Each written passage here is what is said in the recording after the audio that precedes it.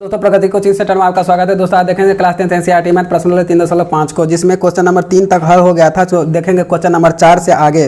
तो question number 4 में कह रहा है निम्न संख्याओं में रैखिक समीकरणों के युग्म बनाइए और उनके हल यदि उनका अस्तित्व हो तो किसी बीजगणितीय विधि से हल कीजिए। यानी कि कोई जरूरी नहीं है जो आप प्रतिस्थापन विधि से ही हल करें, विलोपन विधि से ही हल करें या कोई अन्य विधि से ही हल करें। आपको जो विधि सुविधा लगता है उसी विधि से आप हल करें। तो दोस्तों हम इसमें आपको सब क्वेश्चन सब विधि से हल करके प्रयास करके हम आपको दिखाएंगे। क्वेश्चन नंबर 1 में कह रहा है 4 का 1 में एक छात्रावास के मासिक व्यय का एक नियत भाड़ा है। जैसे कि छात्रावास है, छात्रावास का मतलब होता है वो जगह, वास का मतलब होता है घर, यानी कि वो जगह जहाँ स्टूडेंट रहता हो उसे हम छात्रावास कहते हैं। तो कह रहा एक छात्रावास के मासिक व्यय का एक भाग नियत है। एक शेष इस पर निर्भर करता है कि छात्र ने कितने दिन भोजन किए हैं।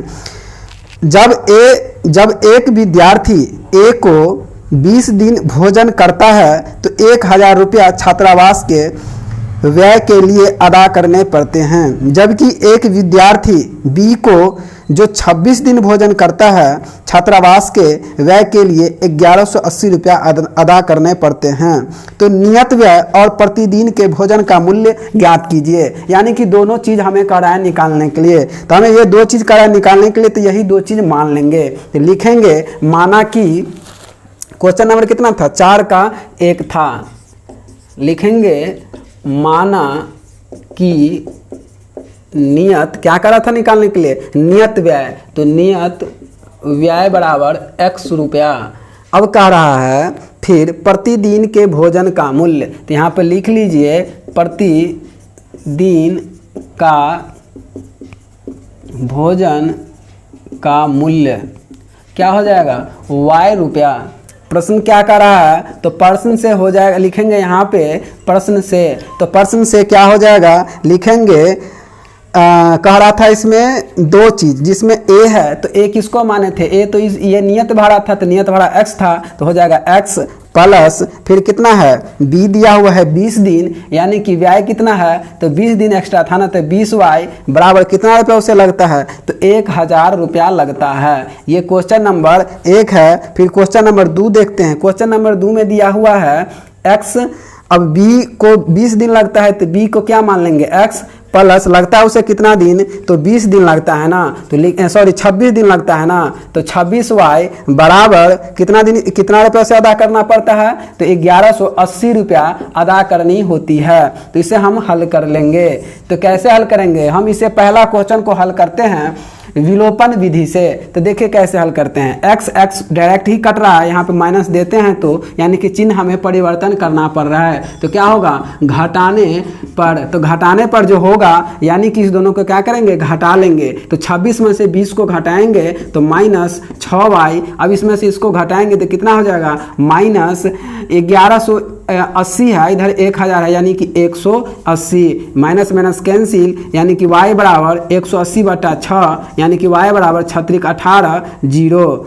अब हो जाएगा y का मान तो हमें इतना आया, y 6 18 0, यानी कि y का मान हमें आंसर आया 30। यहाँ पे लिखेंगे y का मान समीकरण कितना है, 1 है ना, तो लिखेंगे समीकरण 1 में रखने पर। तो दोस्तों समीकरण 1 क्या दिया हुआ यही ना है, लिखेंगे x प्लस 20y बराबर 1000, यानी कि x प्लस 20 गुने y का मान कितना है 30 बराबर 1000, यानी कि x प्लस 3 दूनी 6, ये 2 0 है तो 0 बराबर 1000, यानी कि x बराबर कितना हो जाएगा, तो x बराबर हो जाएगा 1000 प्लस में 600 है, हो गया माइनस में 600। तो कितना हो जाएगा दोस्तों, फिर हो जाएगा x बराबर यानी कि 400 आपका ये x का आंसर हुआ। लिखेंगे अतः नियत व्यय था ना, लिखेंगे नियत व्यय क्या माने थे x वाला कितना हो गया, तो 400 रुपया हो गया। अब उसके बाद था प्रतिदिन का भोजन का मूल्य। तो लिखेंगे प्रतिदिन का भोजन का मूल्य, यानी कि y बराबर कितना रुपया होगा, तो y का मान आया था 30 रुपया। यही आपका आंसर हुआ। अब देखते हैं क्वेश्चन नंबर 4 का 2 को।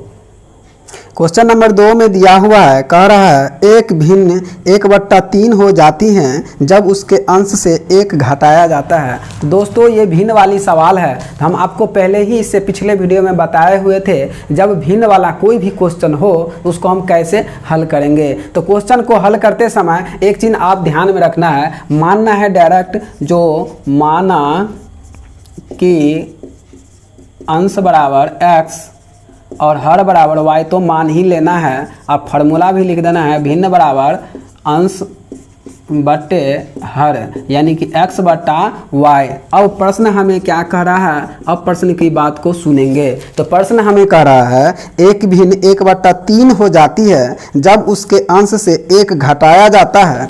तो दोस्तों भिन्न जो है कितना हो जाता है, तो भिन्न सबसे पहले कितना हो जाता है 1/8। तो भिन्न हमें ये ना निकल के आया है x बटा y। कब हो जाती है 1 बटा कितना, तो 1/3 तब हो जाती है जब x में कह रहा है 1 घटाया जाता है अंश में। तो अंश में 1 घटा दीजिए और फिर क्या कर रहा है आगे, अंश में 1 घटाया जाता है और आगे हर के बारे में कुछ नहीं कह रहा है, तो रहने दीजिए। तो कोना से इसको हम गुना करते हैं, तो 3 को x के साथ गुना करेंगे तो 3x माइनस 3 को 1 से गुना करेंगे तो 3 बराबर 1 को y से गुना करेंगे तो y, यानी कि 3x प्लस में y है, इस हट गया तो माइनस में y, प्लस में माइनस में 3 इस हट गया तो प्लस में 3 हो जाएगा। ये समीकरण 1 हुआ। फिर आगे कह रहा है 1/4 वह भिन्न 1/4 हो जाती है जब हर में 8 जोड़ दिया जाता है। तो हमें भिन्न आया है x बटा y, अंश में हमें कह रहा है 8 जोड़ देने के लिए, तो भिन्न जो है हो जाता है 1/4 हो जाती है।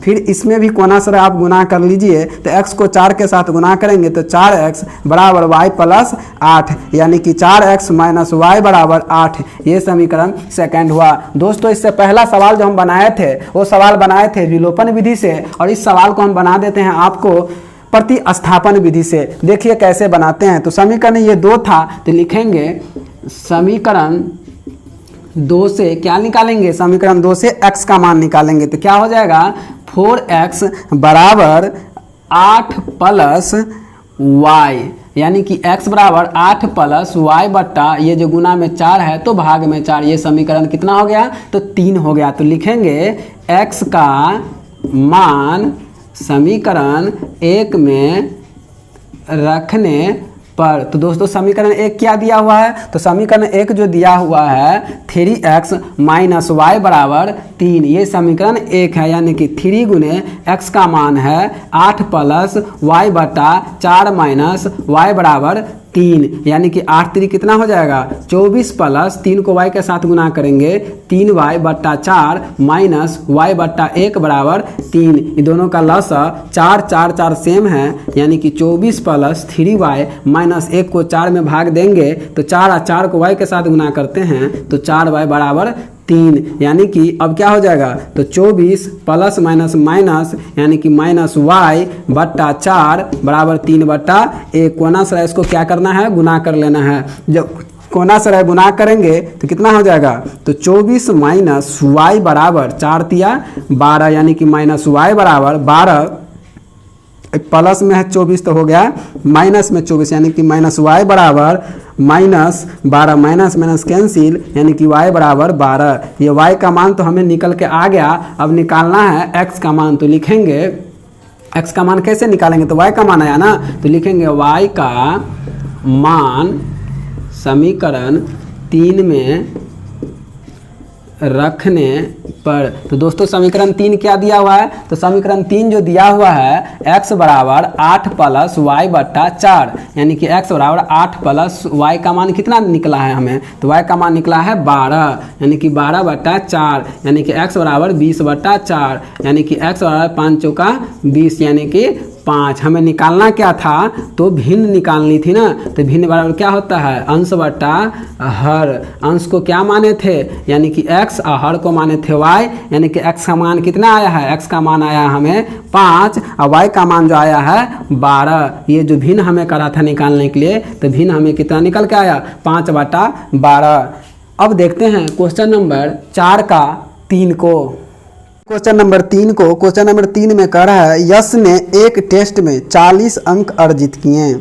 एग्जाम का कोई टेस्ट होता है जिसमें यश को 40 अंक मिलता है, जब उसे प्रत्येक सही उत्तर पर 3 अंक मिलते हैं, यानी कि एक क्वेश्चन जब सही होता है तो उसमें 3 अंक दिया जाता है, यानी कि 3 नंबर दिया जाता है। अशुद्ध उत्तर पर 1 अंक की कटौती होती है, यानी कि सही उत्तर पे लिए 3 अंक मिलता है और गलत आंसर के लिए आपको 1 नंबर 3 में से काट लिया जाता है।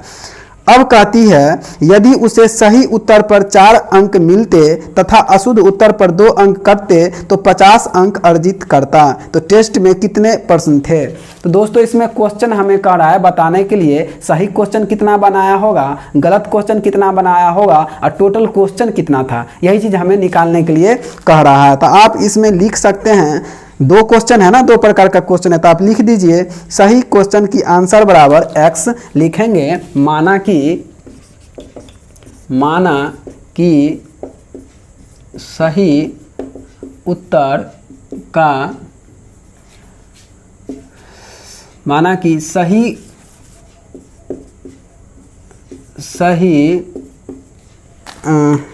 सही प्रश्न दिया हुआ है। प्रत्येक यदि यश ने टेस्ट में 40 अंक अर्जित किए, जब उसे प्रत्येक सही उत्तर लिखेंगे, सही उत्तर बराबर x, गलत उत्तर बराबर y। तो प्रश्न हमें क्या कह रही है? तो प्रश्न से हो जाएगा। अब प्रश्न हमें कह रही है सही उत्तर के लिए 3 अंक, यानी कि 3x, उसके बाद कर रहा है गलत उत्तर के लिए 1 अंक की कटौती होती है, यानी कटौती का मतलब काट लिया जाता है। कितना अंक? 1 अंक, यानी कि y बराबर, तो टोटल अंक उसे कितना मिला था? तो 40 अंक मिला था। एक क्वेश्चन समीकरण 1 हुआ। समीकरण 2 का रहा है 4 अंक मिलते शुद्ध पर और अशुद्ध पर का रहा है 2 अंक कटते, यानी कि 4x माइनस 2y बराबर कितना अंक टोटल मिल जाता था? 50 अंक उसे अर्जित हो जाती। तो इस पे हम बना के देखते हैं। तो दोस्तों यहाँ पे आप देखते होइएगा, यहाँ पे हम इसको कॉमन भी ले सकते हैं। जब 2 कॉमन लेंगे तो 2x माइनस वाई बराबर 50, यानी कि 2x माइनस वाई बराबर हो जाएगा 50/2, यानी कि 2x माइनस वाई बराबर 25 दूनी 50। ये समीकरण सेकेंड हुआ। समीकरण फर्स्ट क्या दिया हुआ है? 3x माइनस वाई बराबर 40। ये समीकरण फर्स्ट है। इसको क्या करेंगे? चलिए हम इसको विलोपन विधि से आपको बना के दिखाते हैं। ये दोनों कटता है जब यहाँ प्लस देते हैं, यानी कि चिन्ह हमें क्या करना होता है? परिवर्तन करना होता है। तो क्या हो जाएगा? घटाने पर, जब घटाने पे होगा तो देखिए 3 में से 2 को घटाएंगे तो माइनस x बराबर 40 में से 25 को घटाएंगे तो कितना हो जाएगा? 10 में से 5 गया तो 5, और 3 में से 2 को घटाएंगे यानी कि 1, तो माइनस माइनस कैंसिल, यानी कि x बराबर 15। तो x का मान तो हमें निकल के आ गया। तो क्या लिखेंगे?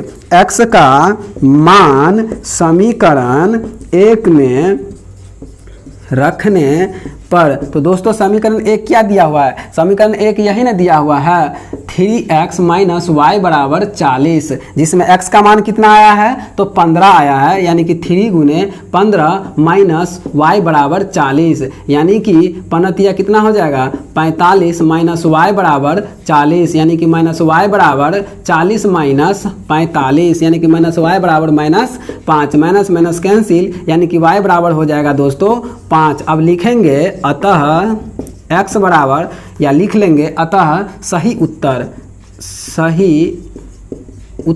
x माने थे तो x बराबर कितना है? तो x बराबर दिया हुआ है 15, और उसके बाद था गलत उत्तर या अशुद्ध उत्तर, जो आप लिखिए गलत उत्तर y था ना, तो y बराबर कितना आया हमें? तो 5 आया है। लेकिन टोटल क्वेश्चन कितना था? तो लिख लेंगे टोटल उत्तर बराबर 15 और 5 कितना हो जाएगा? 20। ये आपका आंसर होगा। अब देखते हैं क्वेश्चन नंबर 4 का 4 को।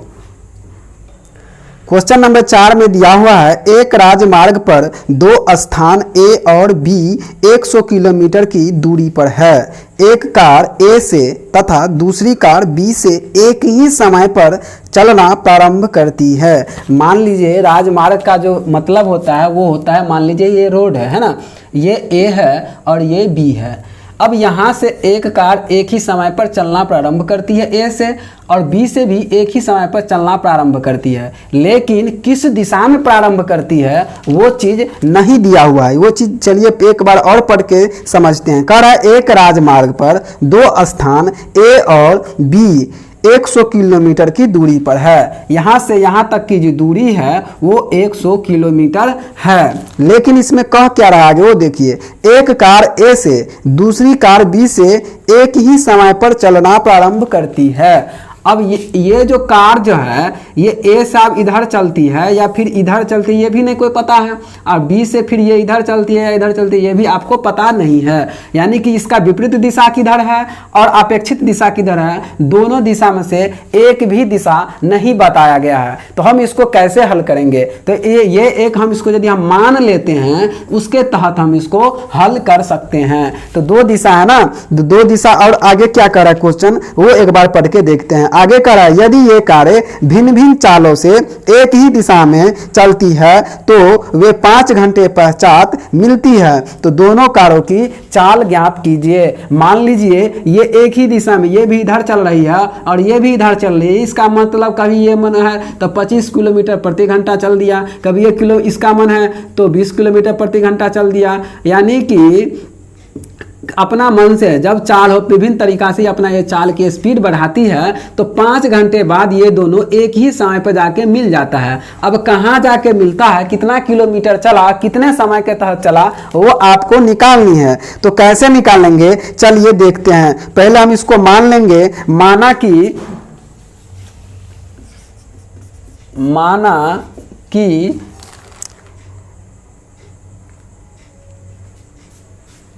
ए की दूरी, राजमार्ग ए की स्थान या कुछ भी मान लीजिए, राजमार्ग ए की स्थान क्या हो जाएगा, x हो जाएगा। और फिर b को मान लेते हैं, b का राजमार्ग का दूरी स्थान क्या था, y मान लीजिए। अब हम इसको यदि मान लिए हैं, इसमें हम एक चीज़ तो बात पे ध्यान दे सकते हैं ना। सबसे पहले समय का निकालने के लिए तो सबसे पहले सूत्र लिख लीजिए, समय बराबर जो होता है दूरी बट्टा चाल होता है ना, दूरी बट्टा चाल होता है। तो दूरी बटा जब चाल होता है तो x बटा क्या हो जाएगा, y हो जाएगा। अब हमें प्रश्न क्या कर रहा है वो देखते हैं। प्रश्न हमें कह रही है आगे, जो a और b 100 किलोमीटर की दूरी पर है, यानी कि a का मान थे क्या x प्लस b क्या है y, तो y बराबर कितना किलोमीटर पे था, 100 किलोमीटर पे। यानी कि ये जो राजमार्ग था इसका दूरी है 100 किलोमीटर, तो दोनों का दूरी मिला करके ना 100 किलोमीटर है। यानी कि x प्लस y बराबर 100 किलोमीटर। समीकरण ये फर्स्ट हुआ। अब आगे कह रहा है फिर, जो ये कारें भिन्न भिन्न चालों से एक ही दिशा में चलती है तो 5 घंटे पश्चात मिलती है। तो पश्चात जब मिलती है 5 घंटे बाद, ये तो कितना था, टोटल दूरी था ना समय के साथ। इसको क्या करेंगे, समय बटा दूरी बटा जो चाल होता है, दूरी 100, चाल कितना था 5 किलोमीटर प्रति घंटा से, इसको काट के कितना हो जाएगा, तो x माइनस हो जाएगा। मान लीजिए 100 बटा 5, इसको हम काटेंगे तो 20 पंचे 100, यानी कितना होता है, तो 20 होता है ना। तो समीकरण ये 2 हो गया। ये क्या हो जाएगा, कट जाएगा डायरेक्ट, यानी कि क्या होगा, जोड़ने पर, तो जोड़ने पर जब होगा तो x क्या हो जाएगा, 2x 120, यानी कि x बराबर 120 बटा 2, यानी कि x बराबर कितना हो जाएगा, 60 आंसर हो जाएगा। अब लिखेंगे x का मान समीकरण 1 में रखने पर। तो दोस्तों समीकरण 1 क्या दिया हुआ है, x प्लस y बराबर 100, यानी कि 60, x का मान कितना आया हमें 60 आया है, तो 60 प्लस y बराबर 100। अब निकाल लीजिए, यहाँ पे क्या हो जाएगा, y बराबर 100 माइनस 60, यानी कि y बराबर 40 लिखेंगे। अतः x बराबर कितना आया है हमें, x बराबर जो आया था 60 आया था और y बराबर कितना आया है 40। यही आपका आंसर हुआ। अब देखते हैं क्वेश्चन नंबर 4 का 5 को। क्वेश्चन नंबर 5 में कह रहा है, एक आयत का क्षेत्रफल 9 वर्ग इकाई कम हो जाता है। तो दोस्तों आयत का जो क्षेत्रफल होता है वो होता है लंबाई गुने चौड़ाई। तो आयत का क्षेत्रफल जब लंबाई गुने चौड़ाई होता है तो इसी में 2 चीज हमें निकालना है ना। इस 2 चीज को आप मान लीजिए माना कि लंबाई बराबर x और चौड़ाई बराबर कितना हो जाएगा, तो y। जब लंबाई चौड़ाई का कोई भी सवाल पूछे तो आप ये 2 चीज़ मान ही लेना है, और साथ में फॉर्मूला भी आप लिख दीजिएगा, आयत का क्षेत्रफल बराबर लंबाई गुने चौड़ाई, तो यानी कि x गुने y यानी कि XY। अब हमें प्रश्न क्या कह रहा है, अब हमें प्रश्न की बात सुनना है। तो प्रश्न हमें कह रहा है एक आयत का क्षेत्रफल 9 वर्ग इकाई कम हो जाता है कब, जब उसकी लंबाई में 5 इकाई कम कर दी जाती है। तो लंबाई कितना था, x था ना, तो x में 5 हम क्या करते हैं, कम कर देते हैं। का क्षेत्रफल लंबाई अगुने चौड़ाई, चौड़ाई कितना है y ना, y में कितना क्या कह रहा है, तो y में हमें कह रहा है y में 3 इकाई बढ़ा देती है, यानी कि +3 बढ़ा दिए कब, जब हमें कह रहा था क्षेत्रफल में 9 इकाई कम कर जाती है। तो क्षेत्रफल हमें क्या है, यही ना आया है। तो एक्स वाई में माइनस कितना घटाना है, तो माइनस घटाना है 9 को। अब इसे हमें समीकरण निकालना है, तो कैसे निकालेंगे, इस दोनों को गुना करेंगे, x को y के साथ गुना करेंगे तो क्या हो जाएगा, x y plus plus plus 3 x को 3 से गुना करेंगे 3x minus plus minus y को 5 से गुना करेंगे तो 5y माइनस प्लस माइनस 5 तिया 15 बराबर x y माइनस 9, यानी कि x वाला ये है और x वाला तो है नहीं, यानी कि xy plus 3x minus 5y minus 15 minus xy plus 9 बराबर 0। ये प्लस में इस साइड आया तो माइनस में, ये माइनस में इस साइड आया तो प्लस में xy माइनस में xy खत्म। अब यह है माइनस 5y, अब 5y तो माइनस है नहीं ना, तो लिख लीजिए। अब क्या है, प्लस में 3x लिखिए, प्लस में 3x माइनस 5y बराबर माइनस अब प्लस क्या हो जाएगा, माइनस हो जाएगा। अब 15 में से 9 को घटाएंगे तो 6, यानी कि माइनस में 6 हो गया, बराबर किस साइड गया तो प्लस में 6। ये समीकरण फर्स्ट हुआ। अब देखते हैं आगे क्या कर रहा है, आगे कह रही है यदि हम लंबाई को 3 इकाई और चौड़ाई को 2 इकाई बढ़ा देते हैं, यानी कि लंबाई और चौड़ाई दोनों में बढ़ाना ही है, यानी कि प्लस ही करना है। तो x प्लस लंबाई में हमें करा था बढ़ाने के लिए 3, यानी कि x प्लस 3 अब हो जाएगा। फिर चौड़ाई में कड़ा है बढ़ाने के लिए x प्लस 2, तो हमें क्षेत्रफल कितना निकल के आता है, यानी कि क्षेत्रफल 27 वर्ग इकाई बढ़ जाता है, यानी कि xy माइ प्लस 67 ये बढ़ा दिए ना, तो ये बढ़ गया। अब यही चीज़ हमें करा था, फिर करा है आयत की विमाएँ ज्ञात कीजिए। जब ये चीज़ हमें निकल गया तब इसको हम गुना कैसे करेंगे, तो x को y के साथ गुना करेंगे तो xy plus 2x plus 3y plus 3 दूनी 6 बराबर xy प्लस 67। तो xy plus 2x plus 3y plus 6 plus में सट गया तो माइनस में xy बराबर कितना है 67। अब इधर देख लीजिए xy कट गया, बच गया 2x प्लस 3y बराबर 67, प्लस में 6 सट गया तो माइनस में 6, यानी कि 2x प्लस 3y बराबर 61। ये समीकरण सेकंड हुआ। समीकरण फर्स्ट क्या था दोस्तों, समीकरण फर्स्ट था 3x माइनस 5y बराबर 6, ये समीकरण फर्स्ट था। तो क्या हो जाएगा, ये तो गुना ही करना होगा, ऐसे तो कटेगा नहीं। तो कोना सर इसको गुना करेंगे, इसमें गुना कर लेते हैं 5 से और इसमें गुना कर लेते हैं 3 से, तो कितना हो जाएगा 5 दूनी 10x प्लस 5 तिया 15y बराबर 61 पंचे तो पता नहीं, तो 5 को 1 से गुना करेंगे तो 5 6 पंचे कितना हो जाएगा 30। समीकरण 1 2 यानी कि अब होगा 3। अब देखते हैं समीकरण इसको, अब 3 तिया कितना हो जाएगा 9x माइनस 5 तिया 15y बराबर 36 कितना हो जाएगा 18, ये समीकरण होगा 4। अब देखते हैं इधर, अब देख लीजिए इसमें क्या होगा, कट जाएगा डायरेक्ट, यानी कि जोड़ने पर, जब जोड़ने पर होगा तो 10 को 9 को जोड़ेंगे तो 10 9 19x बराबर 100 305 और 18 को जोड़ेंगे तो 8 5 13 और 30 एक कितना हो जाएगा 31 एक कितना हो जाएगा 32, यानी कि x बराबर 323/19। जब कट रहा है तब इसे काट दीजिए, तो अब x का मान कितना हो जाएगा 323/19। अब हम इसको काटेंगे, यानी कि x का मान आपको निकल के आएगा 17, 17 से ये दोनों कट जाता है, तो लिखेंगे x का मान समीकरण 1 में रखने पर। तो दोस्तों समीकरण 1 क्या है, यही ना है, समीकरण 1 दिया हुआ है 3x माइनस 5y बराबर 6, यानी कि x का मान 17, यानी कि 3 गुने 17 माइनस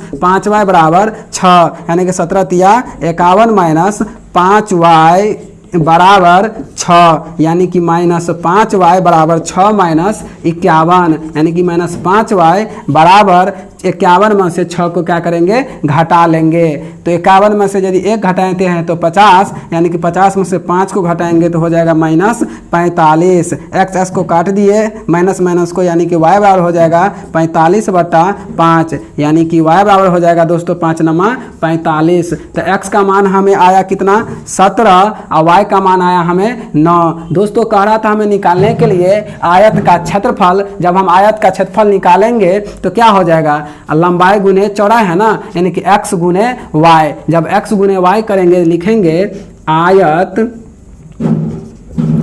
का क्षेत्रफल क्या होता है एक्स वाई, यानी कि 9 गुने 17, 17